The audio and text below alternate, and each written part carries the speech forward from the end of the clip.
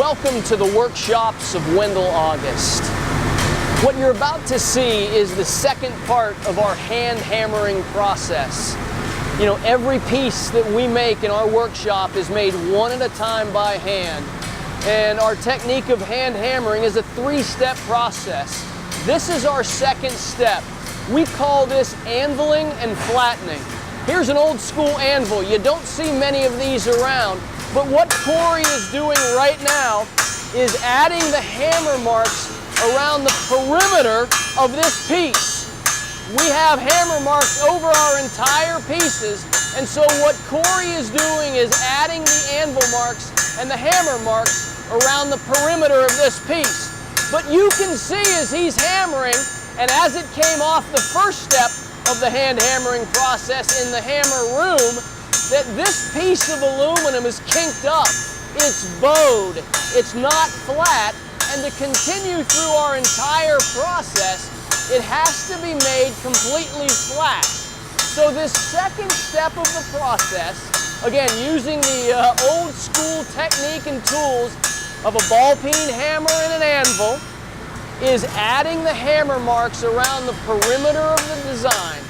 So everything is completely covered. And again, as you see this being done, imagine this being done for every piece coming out of our workshop. Every piece having this anvil marks around everything we do. You know, we say that we're handmade in America, one at a time. Like snowflakes, never any two pieces will be alike.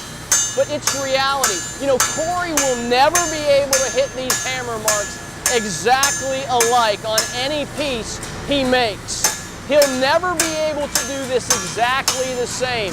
So this piece that he's made is truly one of a kind.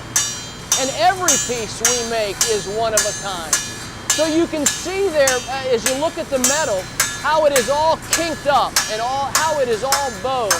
He's going to take it to the second step in the process here in just a second, which is the flattening step. I love hearing that ball-peen hammer on the metal, on the anvil. I mean, this is old school. This is old world. We're really a throwback in craftsmanship, and we really see, you know, that our responsibility is to uphold the tradition of American craftsmanship. But now as it's kinked up, he's got to take it to the flattening table. And so he moves to the flattening table, and he changes his hammer. And what you see here is a steel table with a leather topping to it, a very small leather topping to it. And then that's a nylon little form that he uses, but he's beginning to hammer it out, and you see how he stretches the metal. As a skilled artisan, he knows exactly the way he needs to move the metal, and he is stretching this metal out. He's pushing it to the perimeter and flattening it so it can be used as functional art. This is going to be a luncheon tray, if you can believe that. But this is the process it goes through. And you can see even now how he's already flattened it quite a bit and made it almost flat. Well, now he's bowing it up a little bit again. But again, this is the beauty of Wendell August, one at a time by hand.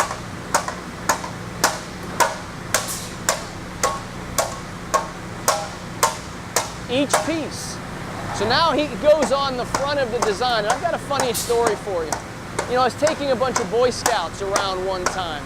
Actually, they were Cub Scouts, a little bit younger. And he started beating on this. And one of the scouts said, "Hey, stop, stop." And I looked up and I said, "Why would you want him to stop?" And they said, "Well, he's ruining that design." And it's funny, again, this is something that we had to develop here. But the reason that's not ruining the front as he's hammering that design and the design stays intact is that mallet he's using has a nylon hammer head. And again, that form he's hammering that on is nylon.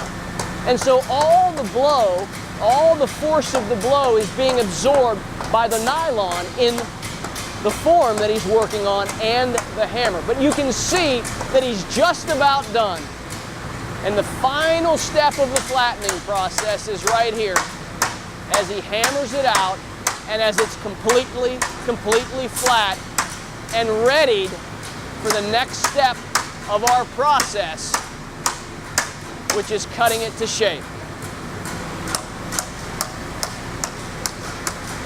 You know, I marvel every time I see this being done, that we still are doing things the way Americans have done it for years, and our craftsmanship can compete with anything the world over. And there you see the flat piece that Corey has just done. Experience Wendell August, made in America by guys like Corey Huber for life's special moments.